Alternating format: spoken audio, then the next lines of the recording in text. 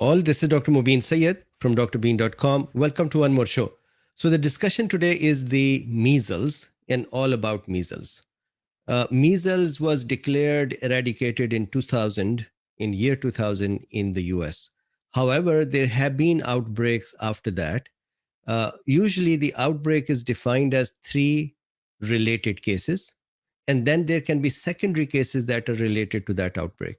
And usually the outbreak starts when somebody introduces measles into a community, possibly traveling from outside, who may have measles and is shedding, or maybe in the incubation period of the measles, where they do not have the symptoms yet, but they are able to shed the virus. And then that virus, through the respiratory pathway, can then go to the other people as well. So it is an airborne disease with a very high reproductive number. Anywhere from 12 to 18 people can be infected by one person who is infected by measles. So let's start our discussion. There's a lot to be discussed. So these are the gifts of humanity. First, let's look at our references. This is drbeen.com. This is the CDC about measles. I'll go to that in a second.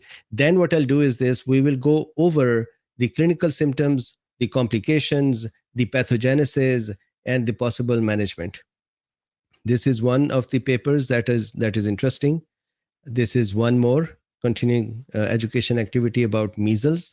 And then there is Wikipedia here as well. If you do not like Wikipedia, then medical books are good for this, plus these studies. So first of all, let's just look at the current outbreak. This is March 14 from CDC. As of March 13, 2024, a total of 301 confirmed measles cases were reported by 15 jurisdictions: Alaska, California, Florida, Georgia, Kentucky, Maryland, New Jersey, New Mexico, New York City, New York State, Pennsylvania, Rhode Island, Texas, Vermont, and Washington. And then there have been 3 outbreaks, and defined as 3 or more related cases, then reported in 2024. 93% of the cases, 280 out of 301, are outbreak associated. In the US in 2025, total cases 301 so far.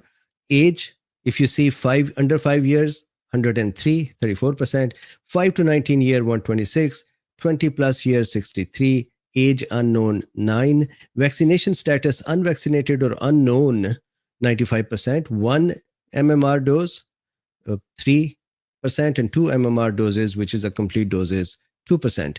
Hospitalization, 17%. And in the US, there have been 2 deaths so far. One of them confirmed measles, and the other one is under investigation.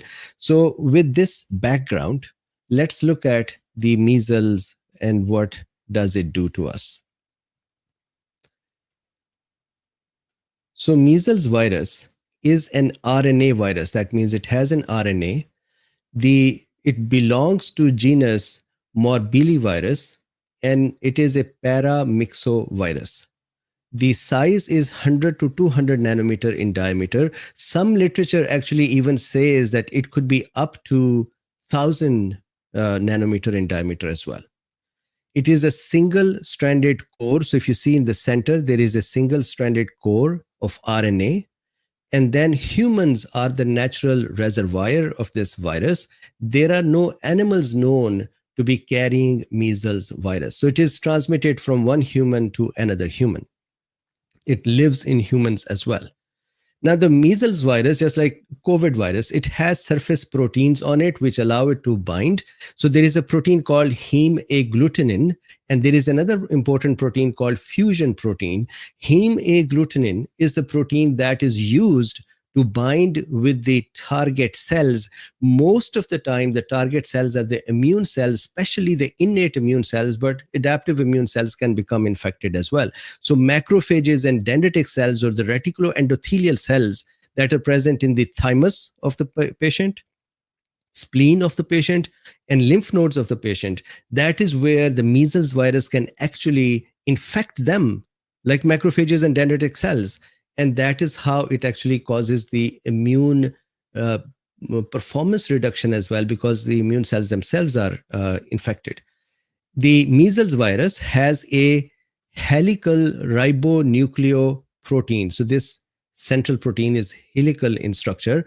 It is composed of three parts: nucleoprotein, that is the actual nuclear pieces, then large protein, this is called large protein, and then a phosphoprotein, a smaller protein attached with the large protein as well.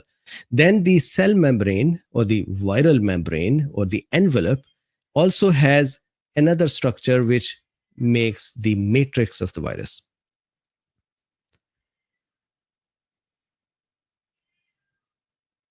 Now, the clinical symptoms. The measles virus, if you look here first, the measles virus has an incubation period of 10 to 14 days. That is where it is inside a patient and it is now replicating and increasing in number. In the first week of the infection or arrival in the patient, it does not produce symptoms because the numbers are not sufficient in quantity to cause symptoms.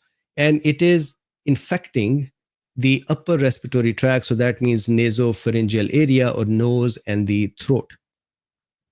About last 4-5 days of the incubation period is when the symptoms start appearing.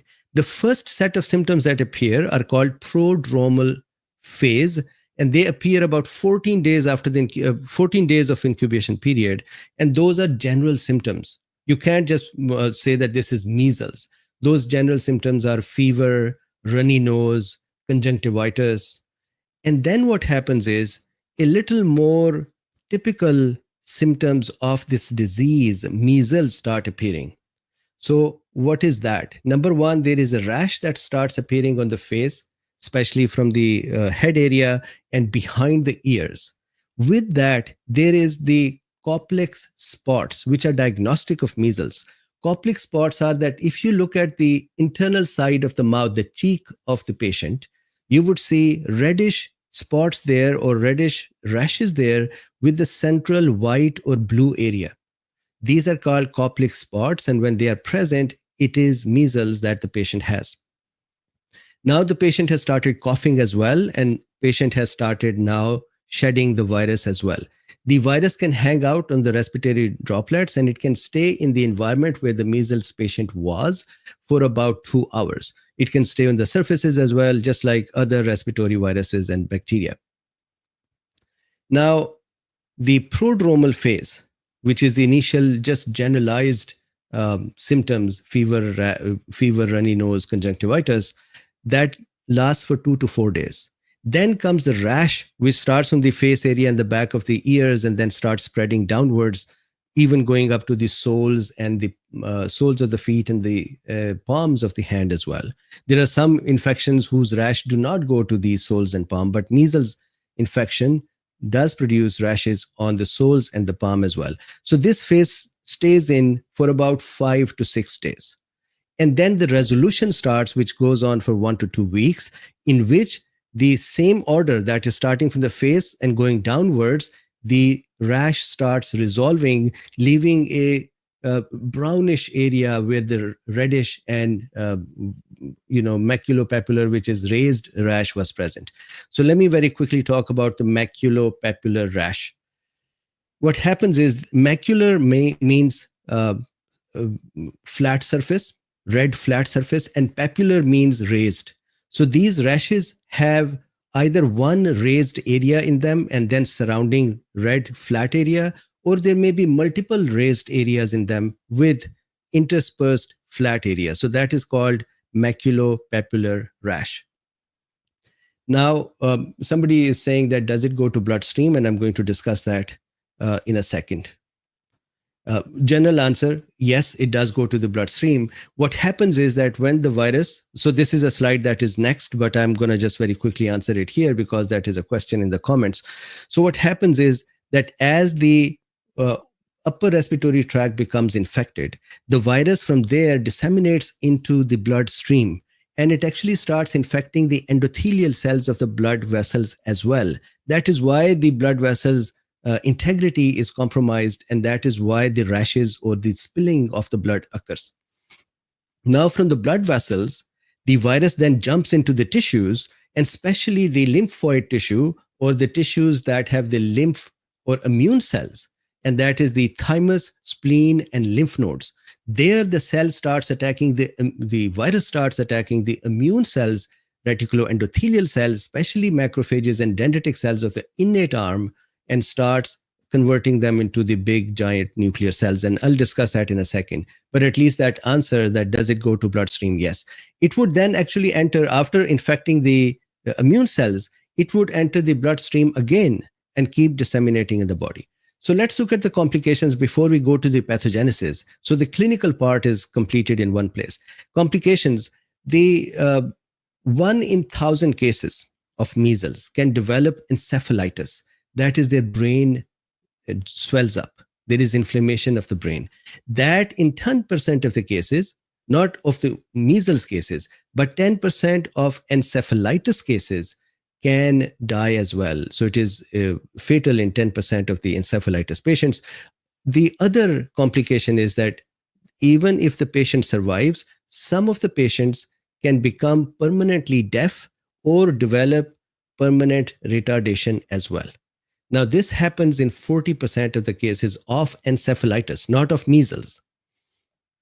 There is also a possibility of bacterial otitis media. So what happens is that as measles starts attacking the immune cells, the body's immunity goes down. And not only the immunity goes down because it is attacking the immune cells, but the cells that are infected and the cells with which it binds, for example, CD46 of the macrophages, it causes the macrophages to not produce interleukin 12, which causes the immune system to become weak. So this virus actually works to make the immune system weak when the virus is present. So that allows the other infections to occur, especially bacterial infections. This is why, while measles is happening, bacterial inner ear or in middle ear infections or bacterial pneumonia can occur as complications. So bacterial otitis media is the infection of the middle ear bacterial infection. Similarly, there is a complication which is called primary measles giant cell pneumonia that can occur as a complication. That is actually the virus itself causing the pneumonia, not a bacterial infection. The virus itself attacks the respiratory system and causes pneumonia. That is called primary measles giant cell pneumonia. And I would explain why these are called giant cells a little later. There can be secondary bacterial pneumonia as well because of the immune compromise, as I discussed before. Now, there is another interesting thing. The measles virus in some patients rarely can become dormant in their brain. And so then over years, it continues to cause brain tissue damage, which would then result in scarring of the brain tissue that has become damaged. So it's a rare, gradual, subacute infection that continues for years and actually becomes fatal after 3-4 years of progression.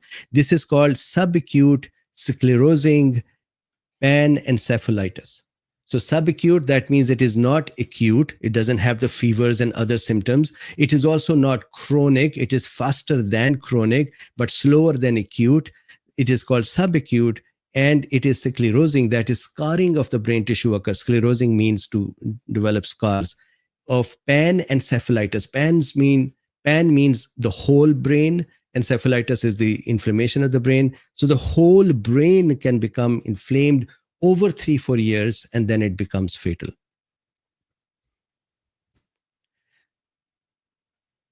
Now, measles in pregnant women. Interestingly, there can be some infections that when occur in pregnant women, they may cause the child to develop congenital abnormalities. Measles is different, that when it infects a pregnant woman, normal progression is stillbirth instead of congenital abnormalities. So risk of stillbirth increases instead of congenital abnormalities. To compare that, rubella virus, for example, when that infects a woman who is pregnant, it causes congenital abnormalities of the fetus instead of stillbirth. So measles can cause stillbirth. Then there is another measles that is interesting. It occurs in adults. It is called atypical measles. This occurs in those adults who were given killed virus vaccine in the past. The killed virus vaccine probably is not as efficacious as the weakened virus vaccine. So these individuals are at a risk that when they encounter measles, they still develop measles. However, it is atypical. It is a different measles. How? Number one, they do not develop Koplik spots, the spots on the buccal side, on the cheek side. Secondly, the rash that they develop does not necessarily have to start from the face. It can start from any part of the body and it can spread in whatever random order it would like. So that is why it is called atypical. It is not normal progression. You can't observe the standard measles symptom progression in this one. Occurs in adults, it is infrequent. It is because of the killed virus vaccine. That is why killed virus vaccines are not used to vaccinate people anymore. Diagnostics. Normally, the clinical picture is diagnostic enough. You can look at a patient and you can actually figure out that this patient has measles. However, PCR for the viral RNA can be done. Treatment, there is no direct antiviral for measles virus. Prevention, of course, the first year of the baby, mother's IgGs that have crossed placenta from the mother and entered the baby, they can protect up to 6 months and a year from measles. So during that time, no vaccine is needed because mother has provided the protection. Then vaccination can be done for prevention, and there are two doses. One is the dose, the primary dose, and the second one is the booster. Primary dose, as I said, the first year is covered by mother. So then 12 to 15 months, one dose can be given, and then dose 2 or the booster dose within 4 to 6 years' time. Now, measles virus vaccine is a weakened or attenuated virus. It is a live attenuated virus. It is a weakened virus, but it is a live virus. Because of that, it is not given, this vaccine, to pregnant women, and it is not given to immunocompromised patients because the virus can get hold. Now, there is one immunoglobulin, IgG, against measles that can be given to patients who are at risk, for example, immunocompromised patients, to modify the progression and the intensity of the disease.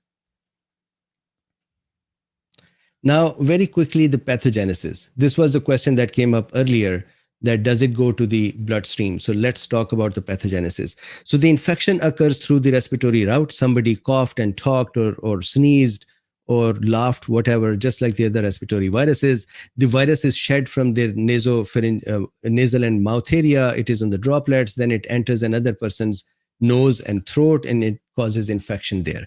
So the first infection is the upper respiratory tract infection. Then the virus enters the bloodstream. And while it is passing through the blood, it would enter spleen and cause reticuloendothelial cells, or the innate immune cell infection in the spleen. Same thing in the thymus, same thing in our lymph nodes. At the same time, it is going to start infecting the endothelial cells of the blood vessels as well, or the inner surface cell of the blood vessels. It can then re-enter when it is now dividing or replicating into the innate immune cell macrophages and dendritic cells inside the spleen and thymus and the lymph nodes. It actually starts destroying some of the lymph nodes as well. I'll discuss that in a second. Then the greater amounts of the virus that are produced, they would jump back into the bloodstream, and from there they would start going under the skin as well, and they would start infecting and damaging the blood vessels. And so those blood vessels that are under the skin, the capillaries, when they burst open, that cause bleeding, and that bleeding is the one that causes rash. Now, there is another reason for the endothelial cells to become attacked or destroyed, and that is the immune system. Measles virus, please remember this, during the acute infection, the measles virus or the infected cells are killed by cytotoxic CD8 positive T cells and by the natural killer cells of the innate immune system. So when the CD8 positive T cells and the NK cells, they start destroying the infected endothelial cells, they actually are destroying the blood vessels, especially capillaries, which only have endothelial cells and nothing protecting in addition to these cells. So when these blood vessels get damaged, the capillaries become damaged, they start leaking blood, and that is what causes that typical rash to appear. So please remember this. In the acute phase of the disease, the damage that is happening and the uh, immune system's defense that is going on is through the cytotoxic cells and not through the antibodies. Although antibodies are present, but not through this.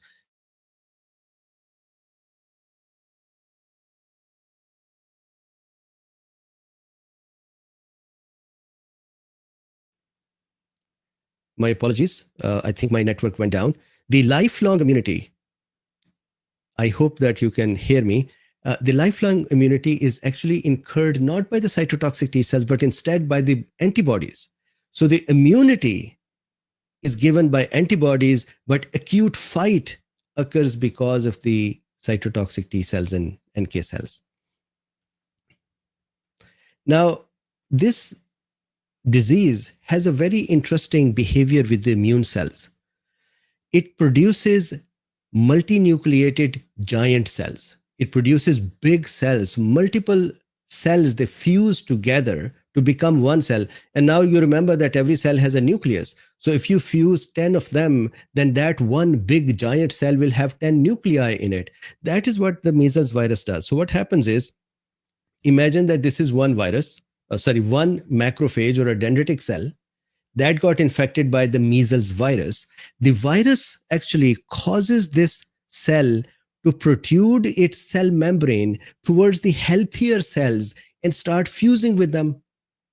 Remember, it has the heme agglutinin surface protein and it has a fusion protein. The fusion protein not only allows the virus to fuse with the target cell, the cell that it is infecting, but it also allows one cell to fuse with another cell. So now an infected cell is becoming fused with the healthy dendritic cell or a macrophage. Why does this virus do that? The virus finds it easier to travel from within one cell to another cell instead of coming out of the cell and becoming target of the immune system. So it is coming out of the cells as well, but this is how it kind of travels from or transmits from one cell to the other one. So now if you see here in this diagram, both of these big cells, dendritic cells or macrophages, have become fused with each other. And now the healthy cell is also infected. And now this cell has two nuclei. Then this cell would fuse with the third one and the fourth one and the fifth one. And this is happening within the lymph nodes and the spleen and the thymus of the patient. And these are called multinucleated giant cells. These giant cells are not only a reservoir for the virus and not only a factory for the virus, but they start producing the immune cytokines to start suppressing the other cells nearby. Plus, when the damage starts occurring to the lymph node and the spleen and the thymus, overall immune system's activity goes down as well. This is how the measles virus produces immunocompromise for a short period of time, luckily. So here, why does it do it? Why does it fuse cells with each other? For efficient transmission, for its own protection, that it doesn't want to come out and go into the bloodstream or the tissue where the immune cells may attack it. Virus factories, it makes these big cells as its factories. And then it also manipulates these cells to produce immune suppression, luckily, temporary immune suppression. So these big cells are called syncytial cells or one big unit cell. And they are multinucleated giant cells. Now, the surface proteins. So there is a surface protein that is called heme agglutinin. That protein can bind with CD150 or bind with CD46 on the immune cells. And that is how, just like, the COVID virus binds with the ACE2, the heme agglutinin or this H protein binds with the receptors on the cells so that the fusion protein can then help the virus to get into the cell. So fusion protein helps with the fusion. As I said before, the immunity is lifelong, either from the vaccine or from the virus. The question of does the immunity start waning over time? Interestingly, this pathogen incurs stronger immunity for lifelong. The reason for that is that the virus itself does not mutate that much. So the original form of the virus is maintained for a very long time. And because of that, whatever memory you have developed against this virus is useful after decades of the viral infection as well. So what happens is this is the heme agglutinin of the virus.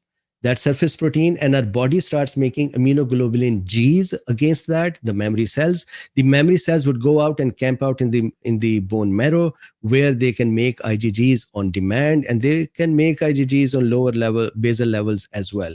That is how lifelong immunity from an infection or from a vaccine can occur.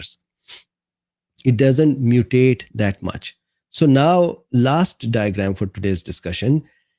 This is the interesting part of this disease, that when the disease is active, when it is acute, then, as I said before, it is the cytotoxic T cells. It is this pathway of a dendritic cell presenting the antigen to a naive helper T cell, which is the adaptive arm. The naive helper T cell, in the presence of interleukin 12, becomes T helper 1. T helper 1 releases interleukin 2. That causes cytotoxic T cells to become activated. These cytotoxic T cells would run around everywhere, and wherever they find an infected cell, they would start killing it. And in that process, they kill some of the endothelial cells of the blood vessels as well, which causes then the bleeding from the blood vessels and rashes to appear.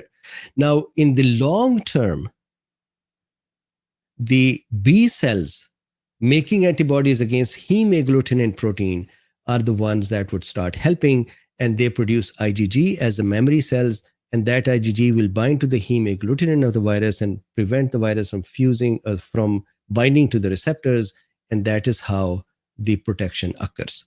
This is the discussion. I hope it makes sense. Now, the vaccine. The current vaccines are attenuated, weakened vaccines of the live virus. The live virus vaccine, I had done this discussion about 4 or 5 years ago, that how are the live weakened viruses are made. They are made by putting the virus in a less suitable environment, and the virus tries to adapt to that environment. For example, let's say this human virus, the measles virus, is put on chicken meat or chicken flesh. The virus, now chicken flesh is not a suitable environment for it. So the virus tries to mutate and figure out ways to enter that and becomes adapted. So you put that in the cells once, then you take out the viruses that were able to enter that cell, then you put them in another one, and you keep repeating that cycle. And after 100 or 120 attempts, the virus actually becomes more comfortable with this environment and now forgets about the human environment. Then you put it back in the human, and the body reacts to it while the virus cannot do a lot of damage. And that is how the immunity is developed. This is the discussion. I hope that this was interesting. And thank you very much for watching it. Please like, subscribe, and share. And there are links in the description if you would like to support this work and at least make a comment as well. I was thinking of doing tomorrow bird flu as well, because nowadays there is a scare with the bird flu as well. So tell me if that is an interesting topic, and I would do that tomorrow. With this, have a good night or good morning wherever you are, and bye for now.